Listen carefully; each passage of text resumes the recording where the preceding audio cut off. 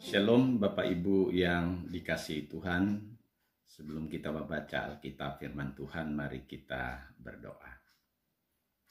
Bapa kami yang baik, kami berterima kasih sebab kemurahan-Mu besar atas kami. Sehingga hari ini kami dapat lagi memasuki hari yang baru dan kami bersyukur kepada Tuhan. Kami akan membaca Alkitab firman Tuhan. Kami rindu lagi Tuhan menyapa kami dengan kebenaran yang tertulis dalam Alkitab. Terima kasih banyak ya Bapa, dalam nama Tuhan Yesus Tuhan kami sudah berdoa. Amin. Bapak Ibu yang dikasihi Tuhan, pembacaan Alkitab pada hari ini terambil dari surat Paulus kepada jemaat di Roma, Roma pasal yang ke-11, bacaan ayat yang ke-33. Sampai ayat yang ke-36, demikianlah firman Tuhan.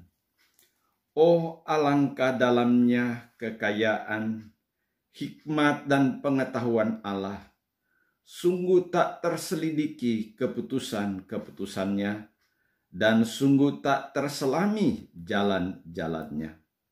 Sebab siapakah yang mengetahui pikiran Tuhan? Atau siapakah yang pernah menjadi penasehatnya? Atau siapakah yang pernah memberi sesuatu kepadanya, sehingga ia harus menggantikannya? Sebab segala sesuatu adalah dari Dia, dan oleh Dia, dan kepada Dia. Bagi Dialah kemuliaan sampai selama-lamanya.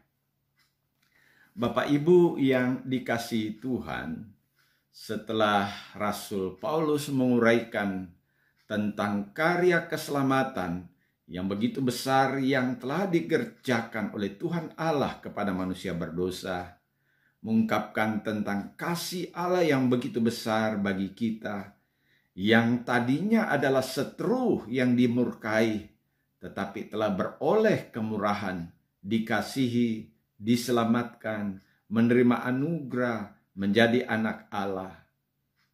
Kasih yang begitu besar dari Allah Bapa bagi kita, orang-orang yang sebenarnya dibinasakan.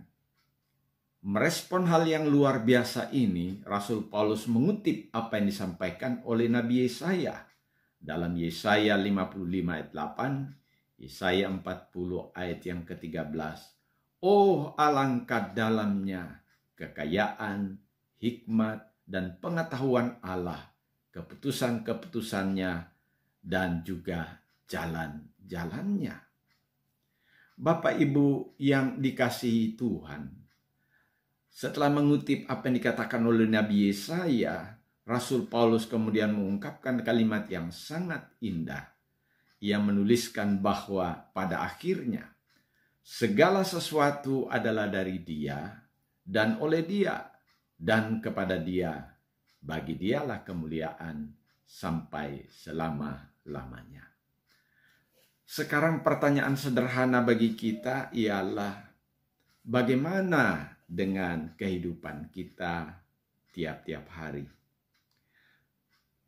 Sebagai anak-anak Tuhan, kita pun semestinya selalu menyadari bahwa kita dipelihara, dikasihi, dituntun dalam hidup kita tiap-tiap hari, dalam tugas pekerjaan, keluarga kita, anak-anak, suami, istri, cucu, mantu, bahkan sesama kita sebagai anggota jemaat. Kita juga tentu menyadari bahwa kebaikan Tuhan juga terjadi sekalipun di tengah-tengah kesusahan dan pergumulan kita. Kita memang tidak melihatnya, tapi dalam iman kita mengetahui bahwa Tuhan juga adalah Tuhan kita yang setia. Itulah sebabnya Rasul Paulus menulis dalam Roma 8 ayat yang ke-28. Kita tahu sekarang bahwa Allah turut bekerja dalam segala sesuatu untuk mendatangkan kebaikan bagi mereka yang mengasihi Dia, yaitu bagi mereka yang terpanggil sesuai dengan rencana Allah. Adalah indah bagi kita belajar dari Rasul Paulus dan sekaligus juga merespon kebenaran yang tertulis dalam kitab suci bahwa kesadaran mendasar bagi kita sebagai jemaat, apapun yang ada dalam hidup kita, semua kita terima oleh karena kemurahan Tuhan. Jika demikian, bagi Dialah kemuliaan sampai selama-lamanya. Amin. Mari kita berdoa. Bapa kami berterima kasih kami sudah membaca Alkitab. Biarlah kiranya perenungan kami hari ini menuntun menolong kami untuk menjalani kehidupan kami dengan selalu mengingat bahwa segala sesuatu terjadi dalam hidup kami sesungguhnya oleh karena kemurahan Tuhan.